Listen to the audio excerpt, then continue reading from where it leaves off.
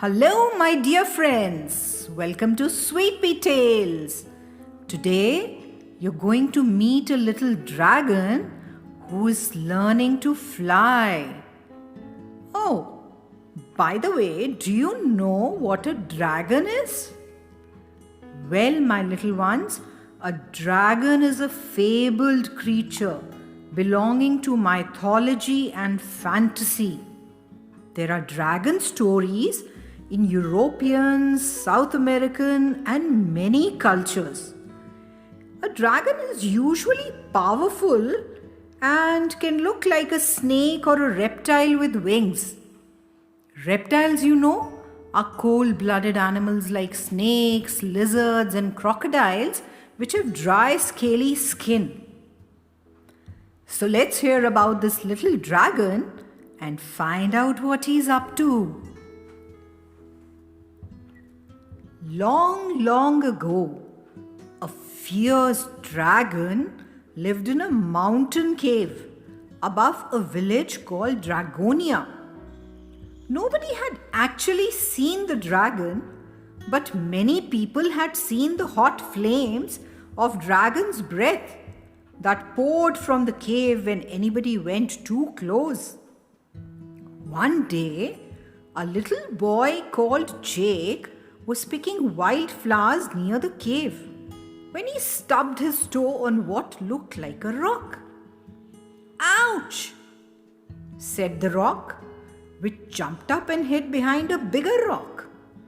It gave Jake quite a shock. It wasn't a rock at all. "I was having a nap," complained a frightened voice.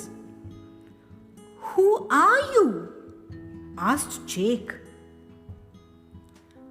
"I'm the dragon, and if you don't go away, I shall breathe fire all over you," stuttered the voice. After a pause, it added, "Are you big?"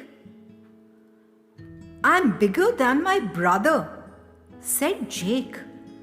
"I'm 7.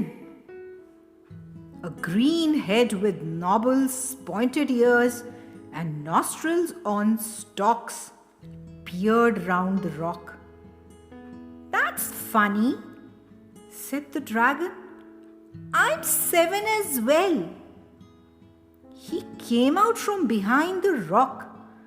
He was a surprisingly small dragon. In fact, he was no taller than Jake, with stumpy wings on his back, no bigger than Jake's hands.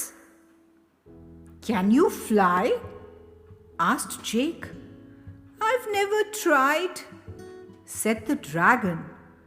"Never?" gasped Jake. "No, never." The very idea of flying made him tremble. "Now please go away and don't tell anyone. I'm only a small dragon, or people will start poking about in my cave and frighten me." He disappeared out of sight. By the time Jake reached the village, he was bursting to tell someone about the little dragon. But when he remembered how scared he had been, he decided not to. And that would have been that if the villagers had not been so poor that they held a meeting to decide how to get rich. "I know," suggested the butcher. "Let's get a night to slay the dragon and charge money for people to watch." That was in the days when people did that sort of thing, and so the villagers all agreed it was a brilliant idea.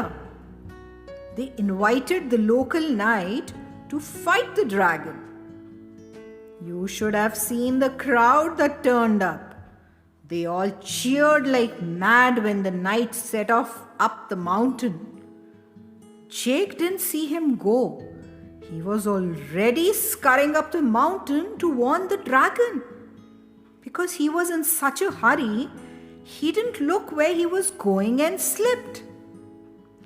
Ah, he cried as he hurtled helter-skelter down the side of the mountain. He landed with a bump on a narrow ledge. "Help! Help!" he called.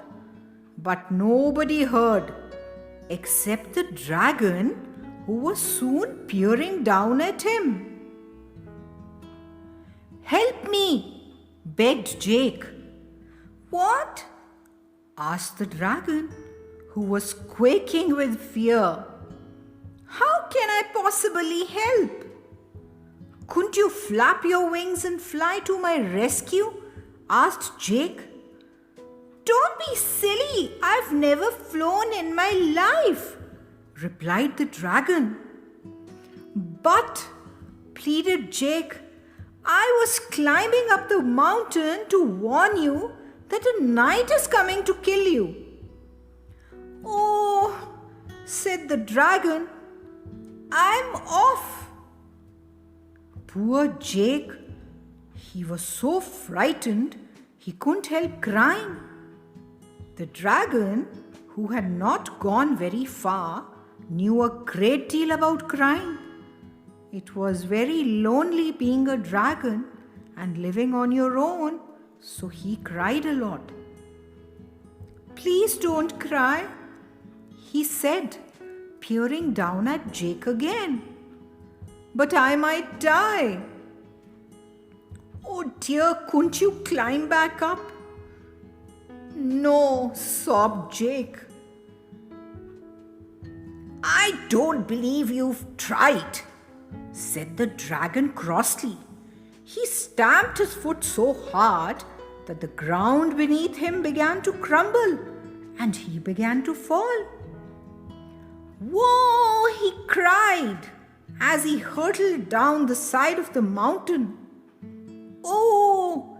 he yelled, whizzing past the narrow ledge where Jake sat. "Flap your wings and fly!" yelled Jake. "Oh!" sobbed the dragon. "Fly!" begged Jake.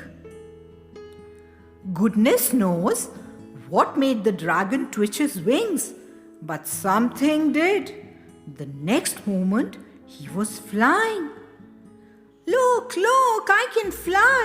he gasped, scooping Jake from the ledge and flapping to the top of the mountain. "How about that?" he laughed, dropping Jake not very gently at the mouth of the dragon's cave. "Ah, there you are!" panted a voice. It was the knight. He was out of breath from hurrying up the mountain in his heavy suit of armor. "Please don't kill the dragon," begged Jake. "Yes, please don't kill me," quaked the dragon. "I won't dream of it," exclaimed the knight. "Why, I saw this brave dragon throw himself off the mountain just so he could fly to your rescue. It was one of the bravest things I've ever seen." Which is what the knight told the villagers when he brought Jake down the mountain. The villagers were so pleased that they threw a special feast in honor of the little dragon. There was dancing and singing, sandwiches and cakes, and lots to drink. Everyone had a splendid time, including the little dragon who Jake managed to persuade to join them. The little dragon made so many new friends that he could not remember all their names. He had never been so happy.